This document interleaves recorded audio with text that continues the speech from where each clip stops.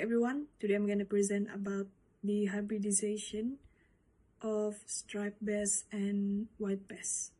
So hybrid striped bass, or commonly referred to as viper bass, are a crossbreed between white bass and striped bass. They are known for their distinctive appearance and are popular among anglers due to their size and fighting ability. So vipers are typically exhibit broken horizontal stripes on their bodies, which differentiates them from striped bass that have a solid stripes.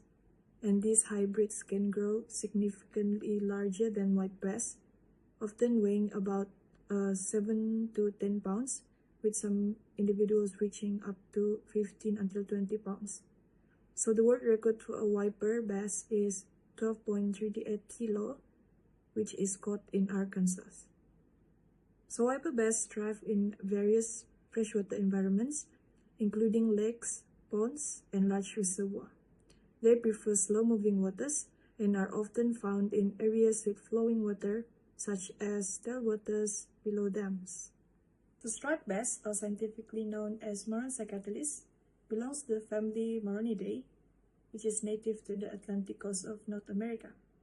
They are recognized for their anadromous nature, which means that they typically live in saltwater, but migrate to freshwater rivers to spawn during the spring.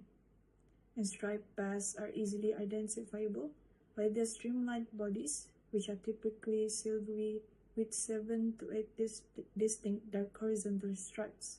And for white bass, which is Moron chrysops, it is also from the family Moronidae, and they are a freshwater fish commonly found in large reservoirs, rivers, and lakes across North America. So white bass are recognized for their silvery white to pale green coloration, characterized by several dark horizontal stripes along their sides. And they are commonly called sand bass because they are distinguishable from striped bass and hybrid striped bass by the singular tooth patch on the tongue. The presence of hybrid striped bass can influence the ecological balance within aquatic systems. Their predatory behavior may reduce populations of smaller fish, which could impact the food web dynamics. However, this effect can also be beneficial by controlling overabundant prey species that might otherwise disrupt the ecosystem. And then the introduction of viper bass into natural water raises concerns about genetic dilution of native white bass populations. So while hybrids are typically sterile, occasional fertile individuals may contribute to genetic mixing if they spawn with native populations.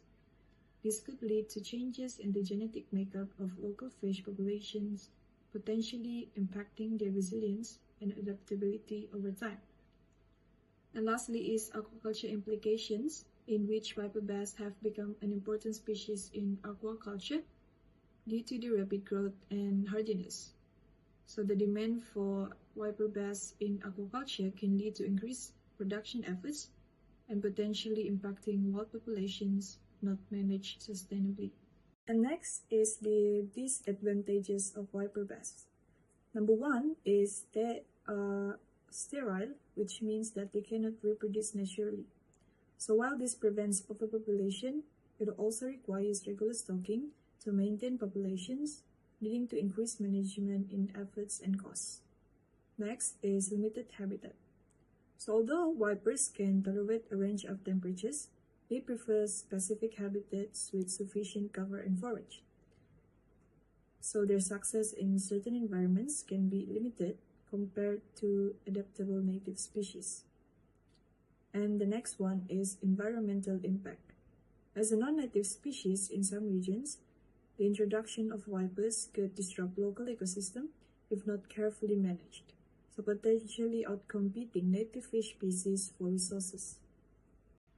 The presence of hybrid striped bass can influence the ecological balance within aquatic systems. Their predatory behavior may reduce populations of smaller fish, which could impact the food web dynamics. However, this effect can also be beneficial by controlling overabundant prey species that might otherwise disrupt the ecosystem. And then the introduction of viper bass into natural water raises concerns about genetic dilution of native white bass populations. So while hybrids are typically sterile, occasional fertile individuals may contribute to genetic mixing if they spawn with native populations. This could lead to changes in the genetic makeup of local fish populations, potentially impacting their resilience and adaptability over time. And lastly is aquaculture implications, in which viper bass have become an important species in aquaculture due to the rapid growth and hardiness. So the demand for viper bass in aquaculture can lead to increased production efforts and potentially impacting wild populations not managed sustainably. Next is the recommendations of utilizing and managing viper bass.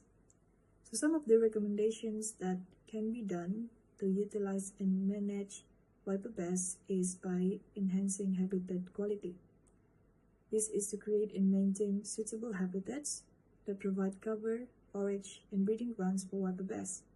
These can include the introductions of structures like submerged rocks, vegetations, and artificial reefs to support their needs. Next one is monitor population dynamics. Conduct regular assessment of viper bass population to gauge growth rates and overall health, and adjust stocking rates based on this assessment to prevent overfishing or underpopulation. And lastly is engage local communities. So involve local communities in conservation efforts and fisheries management plans. Public awareness campaigns can help foster a sense of stewardship for aquatic ecosystem. In conclusion, viper bass can have a substantial long-term impact on their ecosystem and populations. Although viper bass can improve recreational fishing and aid in the management of prey species, issues with the stability, ecological balance, and genetic dilution of native populations are raised. To guarantee that the advantages of hybridization do not come at the expense of native fish populations and the general health of the environment, sustainable methods and close observation are necessary.